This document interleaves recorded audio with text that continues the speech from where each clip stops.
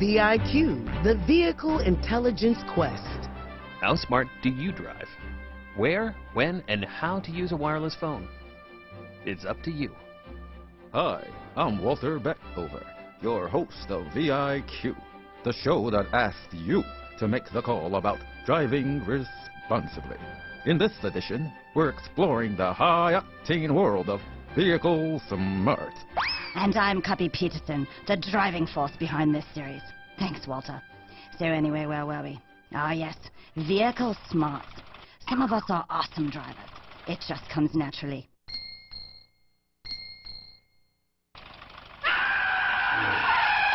And well, for others, well, it isn't so easy. Driving requires total concentration. We all have different levels of natural vehicle intelligence, or VIQ. It's easy when everything's perfect. Great weather, 6 lanes, and no traffic. But no matter how smart you are on the road is always ready to outsmart you.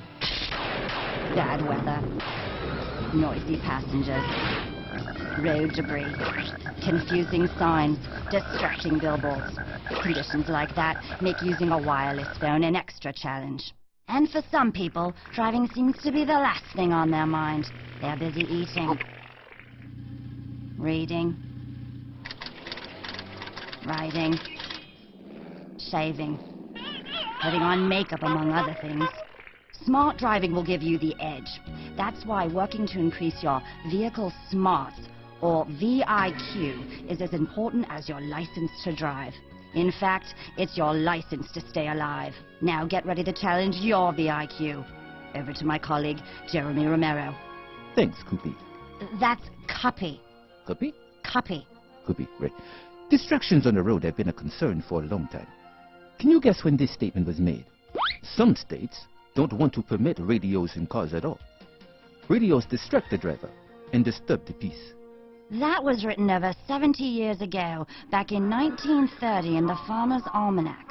Back then, car radios were a new gadget that worried some people who feared they might be a distraction. Like wireless phones, drivers need to use their radios responsibly. Wireless phones and radios can both be useful on long trips.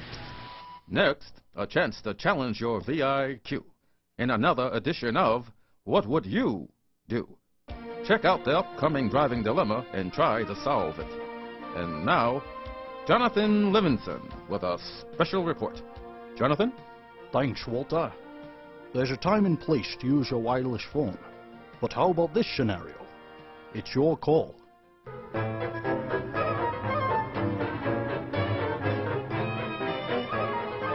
Hey, Nick! You sure this is a shortcut? That's what the map said. Hey, Abigail, this burrito I found back here tastes funny. Burrito? That's not a burrito.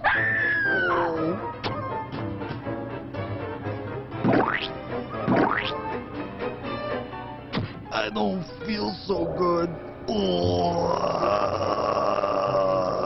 Nick! You okay? There may be more than one right answer to this VIQ thinking pitch stop. If you were Abigail, what would you do? Would you A.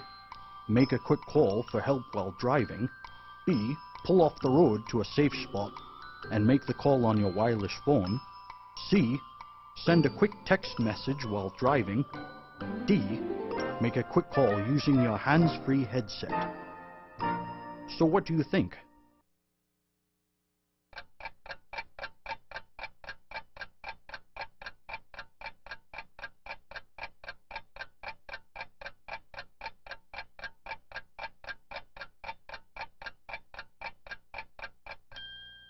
Well, Abigail thought her best choice in this situation would be to B. Pull off the road to a safe spot and make the call on her wireless phone. When you're driving and find yourself in an emergency situation, your wireless phone can be a big help. Pull off the road to a safe area and make the call on your wireless phone. And safe means as far off the road as possible. Back to you, Jeremy. Thanks, Jonathan. Coming up next, So it is often better to pull over to use your wireless phone. Some people, because of the kind of work that they do, choose to use their phone while driving, like the driver you are about to meet. We go to the field. To Sean Lapato. Sean. Thanks, Jeremy. Here's another situation to ponder. Meet Sophie. She works for an organization that raises money to build affordable homes for the homeless around the world. She's on the road a lot, speaking to organizations asking for help. So far, she's been reluctant to use her wireless phone during her long trips on the road. But she's sure she's missing some good calls that might mean a home for the homeless. There may be more than one right answer to this VIQ thinking pit stop. If you were Sophie, what would you do? Would you A. Get a wireless phone and use it carefully as often as you like? B. Get a hands-free wireless device and use as often as needed? C.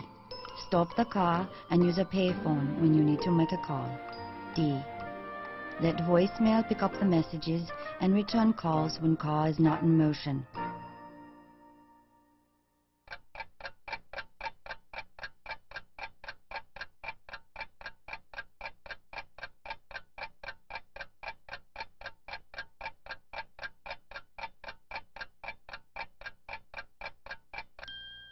So what did you choose to do? Well, Sophie feels her best choice in this situation would be to B. Get a hands-free device and use as often as needed. Sophie's mission is important to her. She chose to get a hands-free system and feels she can still drive responsibly when she does feel the need to be on the phone. There are several hands-free models of wireless phone technologies.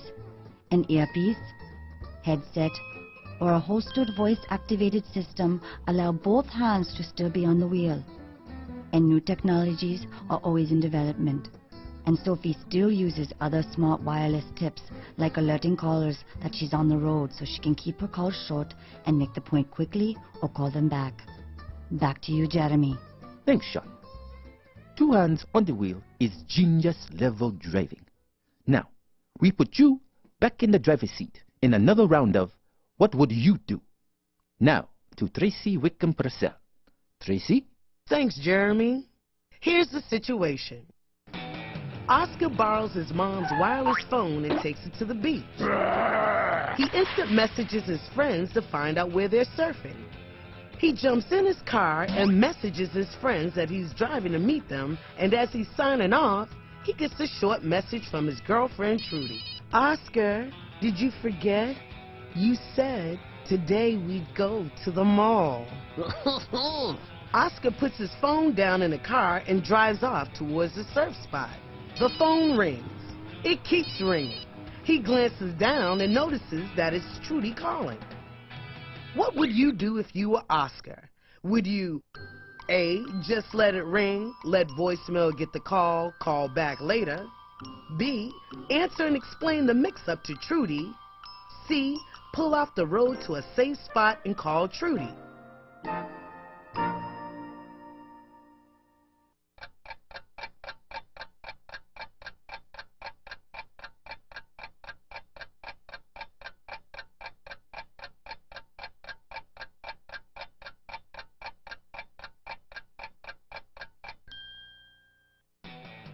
Oscar thought the safest choice for all concerned was to A. Just let it ring, let voicemail get the call, call back later. When Oscar parked the car, he retrieved his V-mail and called back Trudy to say he was driving, and decided since the sun was glaring in his eyes and he didn't get a chance to get his mom's headset, that he shouldn't pick up the phone. Oscar used the extra drive time to dream up a good plan to still go surfing and to go to the mall with Trudy. Whew, that was a close one. And now a special wrap-up report from the License with Poetic License, my esteemed colleague, Walter Backover. Distractions. They'll always be part of the driving experience. Ultimately, it's up to you to drive smart. Focus on the road and drive with both hands on the wheel. When you do use your wireless phone, just consider the following points and you'll be driving smarter and safer. Stop driving and find a safe spot off the road when you need to make a call. Allow your voicemail to answer calls when you're driving. Free up your hands. Use a hands-free device. Exercise your memory. Know your keypad. Remember to check your state and local laws on wireless phone use. And lastly, remember, not everyone driving out there has a high VIQ. So be alert for them. Well, that's it for this edition of VIQ. We've got many miles ahead of us. So remember, don't eat weird stuff. Don't forget important appointments, and don't drive and feed birds at the same time. Always drive responsibly. Call with care. Be a genius on the road. Show off your VIQ. Drive smart.